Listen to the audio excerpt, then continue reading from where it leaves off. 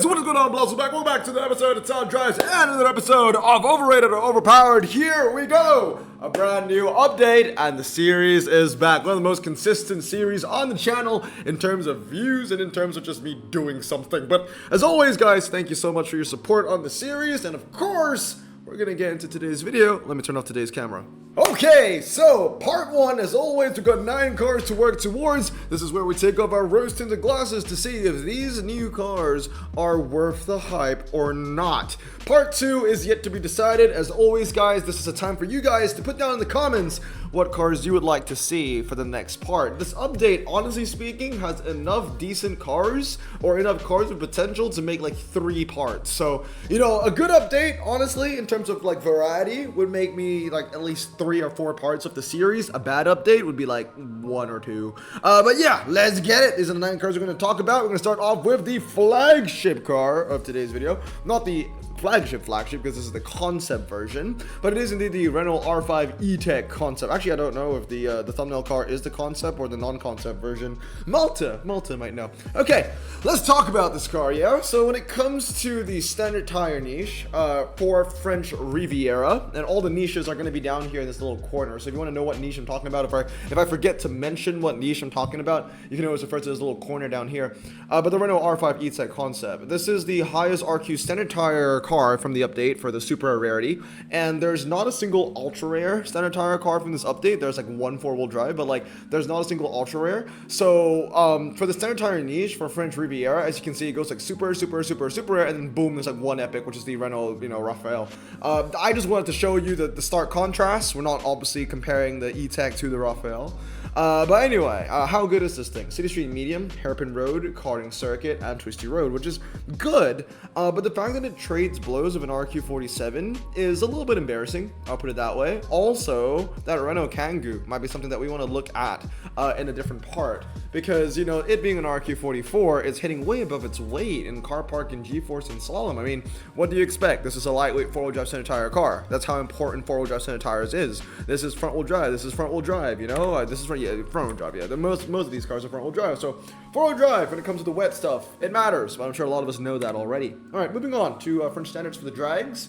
Again, Latitude is just the better car to use. The EO Lab, best for New York Cathedral, but Latitude just the better car to use for the drags, and the Renault R5 E-Tech doesn't win anything, which is kind of sucks. French standards. Okay, so French standards, again, it is good on the hairpin and the karting and the twisty road, so there is some use for the E-Tech still.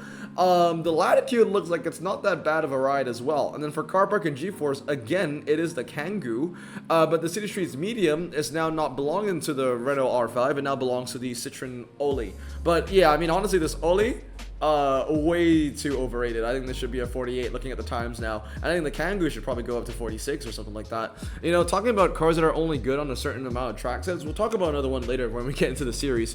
But yeah, here we go. Super rare rear-wheel drive, front-wheel drive standards is where I'm comparing it. Unfortunately, the Renault R5, it's decent on a karting wet and a slalom wet, but obviously it's not going to beat the likes of the Caterham 7160. And obviously, I don't even have the times for the Caterham Super 7600, because the moment I put this car in, it's not going to be a fun comparison anymore. This car is so dominant, it's going to beat everything around it. So you take this thing away just to give the R5 a chance, still isn't winning much. City small, city medium, that goes to the Mitsuoka Galu 3. And as you can see here, the R5 is just not winning much. So overall, I think it's just an okay car. Like, I don't think it's bad. I don't think it's incredibly overrated, but I don't think it's good. I think it's just like maybe slightly above average. You've got some use for it for the French standard tire niche. Sure, I get that, right? So if you use it on a hairpin, a karting, or even a twisty road, as long as you keep it within the French super rares, and even City Streets medium, besides the Oli, this is a pretty decent car. And also French Riviera, you will find some use for it as well if Hutch decides to make any French Riviera stuff going on in the game, but we've not seen much so far. But yeah, I would say average, honestly. I can see this being an RQ48, but it's not egregious that it's a 49 in my opinion, so I think it's just an okay car. All right, moving on. Next one, the Alpine A110 Rally. This is one that I'm genuinely very excited for. I'm very happy to own this. I unpacked this 4 minutes before the Mitsubishi final ended, so unfortunately it couldn't make an impact for me, but it was like a bittersweet moment, you know? I was opening, I know what you guys are thinking, why did I open a pack 4 minutes before the event ended? It was like a Hail Mary pack. It's like, if I get a legendary, I win the prize car. If I don't get a legendary, I don't win the prize car kind of situation. I didn't get a legendary, but I did get this, and I'm actually really happy to get this because this is such a unique car. All right, I'll tell you why. Look at this. So these are all the rear-wheel drive, front-wheel drive, all-surface tire cars in the game. Every single one of them, right? So before French Riviera, the best cars in this niche were like an ultra rare, this Infinity, which has gone down to a super rare, right? There are not a lot of cars in this niche. French Riviera brought 2 cars. We got the 71 and the 67. The only difference between these two is that the 67 is high ground clearance, the 71 is low ground clearance. But I'll take the 71 all day, any day. The 67, you're maxing this out for one track set motocross in one very weird niche. But the 71, you're maxing it out, and it's like the best car in that niche, and I think it's great. You know, not often you will see an all-surface tire, rear-wheel drive, front-wheel drive kind of, you know, event. You'll see it pretty often in clubs, actually. You know, anything all-surface 5 times, but it's like dry tracks. This would be such a useful car for you.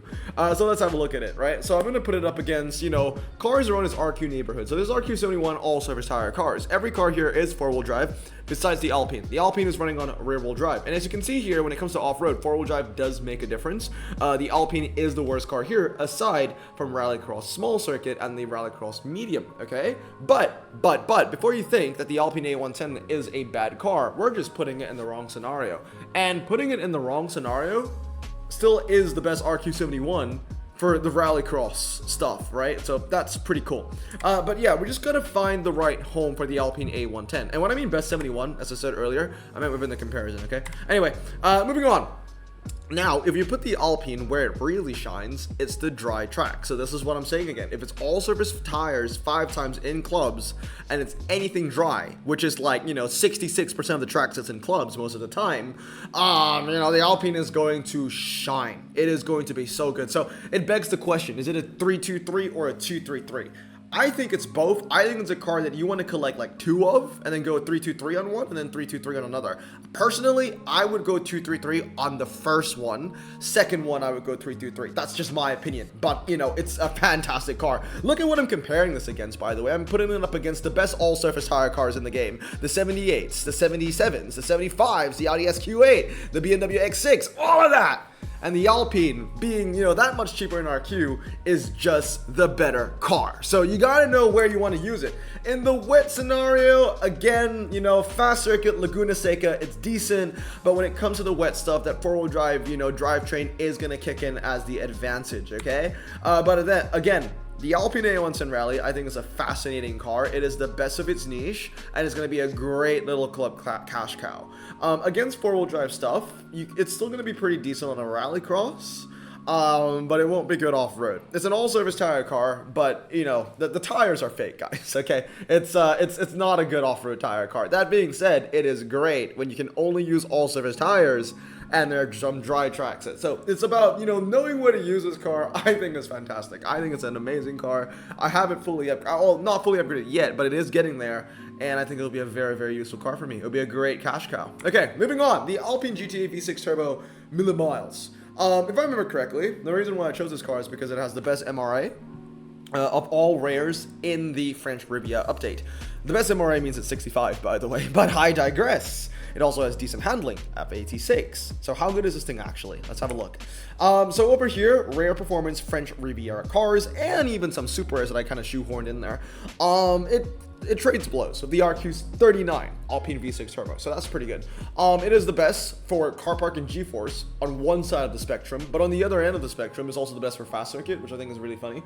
Also good on a twisty circuit rolling and a slalom test rolling. So it's got the best of both worlds, but on both ends. All right. When it comes to anything in between, like a fast circuit and a super twisty, then the Alpine V6 GT Turbo is a better option. But hey, they're trading blows, and the Alpine GTA V6 is 1 RQ cheaper, so that's a pretty good start. Moving on to the drags, though, I really thought that the better MRA on the RQ38 would at least beat the V6 GT on, like, I don't know, a test bowl or a 1 mile. Unfortunately, it doesn't. It's close, but it doesn't beat out that Alpine V6. So it's not a dragster. I do have a 332 version of that GTA V6 Turbo Million Miles, or whatever you want to call it. But unfortunately, I don't think 332 is going to be a good option, because the Alpine V6 GT Turbo is still the better option here. So that's something to consider as well. So not good on that part. Rare performance French Riviera again. Sorry, not French Riviera. This one was rare performance French cars. Not even French cars. It's just rare performance. I think I just didn't change this text over here. Just rare performance at this point. As you can see, the Alpine GTA V6 doesn't win anything, unfortunately. And now I know what you might be thinking. Oh, the V6 GT beats the Opel Manta on a hairpin. This thing must be amazing on the hairpin. No, and that's why I put the notes. Twizy Fiat, and a few other cars are still better than the Alpine V6. There are a few rares that can get 45 seconds. It's sub 46. This is a 46 seconds, right? So, unfortunately, when it comes to the general like rare performance stuff, you take it away from like French Riviera, the Alpine GTA V6 Turbo Million Miles, it's not that fantastic, honestly. Even on its like specialty courses like car park or fast circuit, it's just not as good. And the Alpine A110 is just a better option. That's also French, so that's going to give trouble to these two Alpines over here as well. The only thing separating these three cars are the updates. That's it. So yeah, overall, I think the Alpine GTA V6 Turbo Million Miles is just kind of under average. You know, it's going to be good within the French Riviera niche only, or if there's a 1980s French and rare event for the fast circuit Laguna Seca. That's about it. You know, it's not that great. So overall, I think it's under average. It could be a 37 in my opinion. All right, moving on. The Renault Sport Clio V6 Trophy. A lot of good things I've heard about this car. Let's see how good it actually is. So here we go against French Ultra Specialists. And then I do have some French Riviera content at the bottom as well. But the French Riviera specialists are here at the top. And as you can see, it is trading blows against some really good cars, like the Saxo, for example, or the Clio Cup car. The Desire is still the better car here, but that's fine. It's like 5 RQ higher. But it does trade blows with the Citroen Saxo, which is great. The Clio is great. Magan is decent as well. So yeah, it's good on a hairpin, indoor karting, and karting circuit. Those are the three main tracks you kind of want to remember when it comes to the Clio V6. Hairpin, indoor karting, karting circuit. You take all the specialists away, and the Clio V6 is still better than basically most of the ultra rares from French Riviera, right? It's beating things out like the Renault Nepta, the Magan, the Clio R3, the Clio Cup, etc, etc, etc, right? So Clio Cup though is pretty decent. It does beat the Clio V6 on car park and G-force, so you gotta know where to put it on. But honestly, a safe bet, hairpin, indoor karting, karting circuit. So I just want to leave you with this. As you can see, I filtered it by the best cars for these three track sets: karting circuit, indoor karting, and hairpin. And although the Clio does make it in the top, it's just always behind the Mazda RX-7 Bathurst for some reason. So Hairpin wrote the Clio, in terms of unique cars, okay, is like 1, 2, 3, 4, 5. Yeah, it's sixth best in terms of unique cars, if you take away the tunes. For indoor karting, it's the third best. You know, this is RQ54s and below, by the way. And then for karting circuit, it's the second best. So that is one thing to note as well. Hairpin Road, by the way, I feel like 323 is the better option, as you can see here. But for indoor karting, 233, well, it ties. And then for karting circuit, 233 is the better option. So this is one of those cars where you kind of want both, 1, 2, 3, 3, and 1, 2, 2, 3. Unfortunately, it isn't the best RQ54 for anything, but it's up there for these three track sets. But it really goes to show that the Mazda RX-7 Bathurst, pretty damn good, huh? Pretty damn good. All right, anyway, it's a good car. I don't think it's fantastic, but I think it's a good car. The Renault Sport Clio V6 Trophy is a good car. All right, no doubt about that. All right, moving on. The Renault 5 Diamant, whatever you want to call it. This thing, I really don't know why it's RQ28. A lot of people say that it's got like ridiculous off-the-line acceleration or whatever. Well, let's put it to the test. So over here, as you can see, it doesn't win anything besides the dry hairpin and New York Cathedral. That's it. And the funny thing is, it's not the best car for the wet hairpin. It was only really good for the dry hairpin and the dry hill climb. This is a standard tire car. But it is the best for the hairpin and the hill climb within French Riviera standards, okay? That's the key word here. It is a standard tire car that will only beat other standard tire cars on 2 track sets, which are dry. It's a very strange car, this Renault 5. Again, French Riviera stands for the drag. Not that good. Quarter mile, okay. New York drag, okay. But then obviously it dies after the half mile and the 1 mile. But it still isn't the best, right? Within this little French Riviera niche, it already isn't the best. So why would I even put it up against like just French cars in general? French Uncommons in general? Because like, It can't even beat its freaking tag. Like, why would you think it'll beat its country? You know what I mean? Here, standard tire uncommon. So the best tracks for the Renault 5 Diamond was the hairpin road and the hill climb, right? So when it comes to the hill climb, the dry hill climb for all standard tire cars, the Renault 5 Diamond is nowhere to be seen. But the one thing that this car has, is that it is the best hairpin standard tire car. Like, it's the best car for the hairpin dry. But remember, this is a standard tire niche. Why? Why would you use a standard tire car for a dry track? Again, like, the only time the Renault 5 Diamond will be useful is if it's like 5 times standard in clubs. RQ is very low, and there's like a hairpin road for you to use. That's the only scenario. That's the thing. The goddamn dry hairpin road with a standard tire niche. That's his speciality. This thing's overrated. This thing is terrible. It's absolutely terrible. One track set is holding it up to RQ28. I think it's absolutely stupid. All right, moving on. Renault Clio Cup. This one's up next. 99 handling, medium ground clearance. Impressive stuff on paper, at least. Pretty good, I would say. French Riviera medium ground clearance performance and slick tire niche, as you can see. Best for medium, car park, G-force rolling, indoor karting circuit, slalom rolling, twisted circuit rolling. So pretty nice on that. City street small, you do want to use the other Magan old team, but this is a pretty decent ride. Nepta for the hairpin road as well, but Nepta is trash everywhere else. All right, moving on. French medium ground clearance niche, as you can see here. The Clio Cup is the best for the G-force rolling and the slalom rolling. So something about rolling track sets where this car is a little better on. That being said, the Renault Clio RS16 is still the better option for most track sets, and it makes sense. It's an RQ62 against an RQ64, right? So if you take away those cars, you do 62 and below, and the Clio Cup car is a pretty decent option to use. Actually, more than a pretty decent option to use. It's a very good option to use. So the only caveat for this car is that it's not going to be beating the RQ64 Clio, and that is a problem, to be fair, because they are the same brand.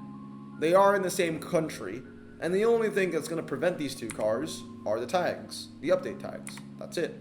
So yeah, overall, I think the Renault Clio Cup is a good car. It is also like the best RQ62 medium ground clearance car that you can use in the entire game, which is great. But it will never be Blossom Choice because it will always be in the shadow of the other Clio. And the only time that this Clio Cup is going to shine is if that other Clio is annexed, right? So in a French Riviera event. That's all. Anyway. And also, one thing to note is that this is medium ground clearance.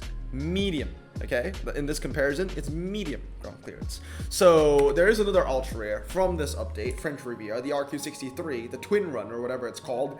That is going to be better in most cases. Anyway, moving on is the Renault Kwid Racer. I thought this was an Indonesian car, but it actually is Indian, which is strange. I really thought it was Indonesian. But anyway, I thought that this was going to be pretty good. I unpacked this car really early on into the update. Medium ground clearance, 84 handling. I mean, it sounds pretty decent on paper. How good is it actually, though? When it comes to performance common Renaults, it's a pretty decent RQ15. It's beating out the 17s, but it's not beating out the 18 and the 19s. And that is an issue, because the 18 and the 19, the Argos and the Espace, are both in the same update as the Kwid Racer. So the Kwid Racer would be a decent bargain, like an RQ saver, but it's still not going to be, the best common, from the update. The Argos and the Espace, they're just going to be better. But it makes sense, right? These cars are 3 and 4 respectively higher in RQ compared to the Kwid Racer. That being said, in terms of medium ground clearance performance tire commons, honestly, the Kwid Racer, not as good as I expected. It's good on the slalom, but it doesn't make a dent for city street small and medium, unfortunately. It's still losing out to the Chrysler Valiant Charger in even city streets small, and it's losing out to the Alfa Romeo Alphasud in city streets medium. But one thing I did want to note was that the Renault Kwid Racer does shine on a slalom. It is able to go above its, weight for the slalom stuff, beating out the Audi Coupe and the Chrysler TC and everything you see here besides the Mazda Demio Mazda Speed. But again, this is just a comparison between medium ground clearance cars. Low ground clearance cars are not included here, unfortunately. So It does taint the Renault Kwid Racer a bit. It's just good within a niche, but not good in general kind of scenario. Here we go again. Renault GC, medium GC performance commons for the drag. The Kwid Racer is one of the worst cars. Okay, GG. So yeah, overall, I think it's a decent car. I don't think it's good. I don't think it's bad. It's medium ground clearance, 84 handling. It seems like it will be good, but unfortunately isn't really strong in the niches that it should be in. Besides slalom, slalom's good, and also it is a bargain. So that is that as well. But, overall, in my opinion, just an average car. All right, moving on. The Alpine A220. This thing is beautiful. One of the nicest photos in the game, if you ask me. This thing is beautiful, okay? Alpine A220, high top speed from the 60s, 87 MRA. Is it any good? Let's have a look. So, French Riviera, performance and slick tire cars. The Alpine A220 is fantastic. It is the best dragster that you can use for the epics in this update for epics and below that are performance and slick tires. As you can see, he's beating out things like the Renault Megane and all the performance tire Alpines and the Renault Fluence and all that kind of stuff. So, that's always great, right? It is a great 332 car when it comes to French Riviera. That being said, when it comes to French performance slick and epic, it ain't that great, right? It's losing out to the things like the Peugeot 4002 and the Peugeot 907, but hey, that's not fair. That's an RQ74 that I'm putting up against an RQ68. So, when it comes to French performance, slick and epic, I would say that it is a pretty decent RQ68, right? And, you know, this is the entire niche, really. It goes from 68 to 74 to 73, 75. There is also a 79, but I didn't put it in. But these are the kind of what I see as the French dragsters, almost. But yeah, the Alpine A220, yep, it's beating out everything below it. It's beating out some 72s, which is pretty decent, right? The Trésor, but that's four-wheel drive. Beating out the Peugeot 406, but that's more of a twisty car, to be fair. So yeah, unfortunately, it doesn't really hit way above its weight, but it is capable of beating above its weight. Like, it beats some 70s, right? But then again, pre-80s, epic, RQ69 and below, not a great car for this one. You know, you think it's a good dragster for the French stuff, but it really isn't in the general sense, because, you know, even if you go drag spec on this thing, or you go 233 on this thing, it's gonna get smoked by, like, the Alfa Tipo that used to be an ultra rare, for example, or even the Maserati 250F. The Maserati 250F is beating out the A220 on things like the half mile, the 0 to 100, the 0 to 120, all that kind of stuff, 0 to 150, 0 to 170, right? So even the quarter, right? No, the quarter of the Alpine 220 still wins. Now, I know what you're saying, Blossom, is not fair. Why are you comparing the 233 version of the A220 to the 332? There are no 332 times. There are no drag spec times, unfortunately. So I had to put in the 233. But as you can see, it's not a car that you really want to drag spec for the general sense. I can see why you want to drag spec it for the French stuff, but for the general stuff, or like even just the 60s stuff, right? Even the pre-80s stuff, it's just not a good drag car, right? But it is for the twisty stuff. So this car is just giving me a headache, honestly. Like, the thing about, you know, the Alpine A220 is that it's a good drag spec car if you're using it for French Riviera drags only. But if you want to use it in an 80s event, then you'd prefer to go 233 over 332, because as a dragster, it can light a candle, right? It can hold a candle to some of the other dragsters within its decade, within its years. But, you know, if you put it in a twisty scenario, then it'll beat out all those same cars, even the Ford GT40 race car, right, which is 1 RQ higher. It'll beat it on the twisty stuff. It won't be the D Tomaso Pantera, but it's fine. That's 2 RQ higher. So it's a conundrum, this car. It really is. How you want to upgrade it? It really depends on what niche you want to use this car on. I think that 332 is still a better option, and just use it as a dragster for French Riviera. This is a French Riviera car. It will stay in that French Riviera bubble, and that's about it. It won't go outside of that bubble, right? So overall, I think it's an average car. Not great, not bad. All right, last one that we're talking about today is the Alpine A110-50. It is a fantastic RQ87, I can tell you right now. As you can see over here against French legendaries, I also put it against its French RQ neighborhood, but also some extra four-wheel drive stuff. So the way it started was that I kind of put it up against the Alpine price car, the A442, and the Vision Gran Turismo, and the Onyx. And as you can see, it hits above its weight, right? It's beating, you know, 88s, 93s, prize cars on Car Park, GeForce Test, indoor karting, karting circuit slalom. So that's very, very, very impressive already. Then I went one further. I was like, okay, how would it go up against like really high RQ but four-wheel drive cars, like the Bugatti Veyrons, for example, and then the Inception's four-wheel drive, but that's in here for vibes. It beats the Veyrons too, so that's very good. But also that also shows that four-wheel drive is shit. But then, you know, obviously it won't go, you know, beating a Peugeot 905. Honestly, if the A110 beat the Peugeot 905 Spider or even one track set, that would be kind of broken already. So I'm glad that it doesn't. So this car is dominant, and it should be. But as you can see, it is an impressive car. It hits above its weight, right? Here it is against the RQ neighborhood of 86 to 88 front-wheel drive, road drive legendaries. And as you can see, pretty good car. Best car for Car Park, best car for GeForce, best car for slalom.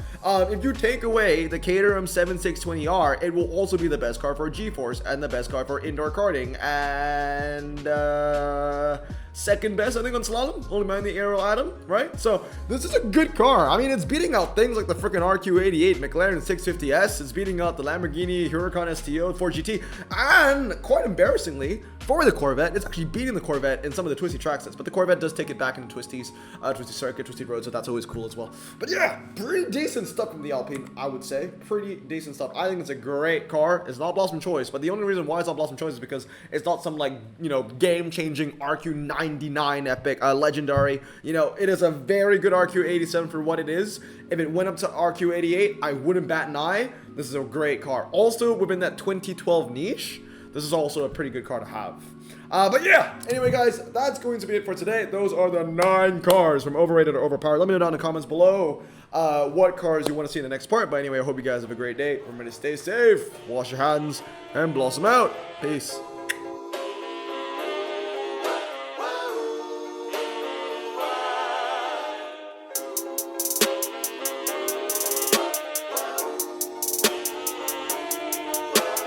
Bro, this song just makes me so happy. Me too. Imagine being Asian in the 50s, looking nifty, leather jacket, looking sleek, look like Presley, look so deadly. Got a jukebox back at home, feeling jazzy, turn it on and play it slow, like the movies with the ladies. They so fine. Imagine being Asian in the 50s, looking nifty, leather jacket, looking sleek, look like Presley, look so deadly. Got a jukebox back at home, feeling jazzy, turn it on and play it slow, like the movies with the ladies. They so fine. Sit back, relax in my Bonneville Pontiac. Hold tight all night, cruise to Jacksonville Atlantic. Blonde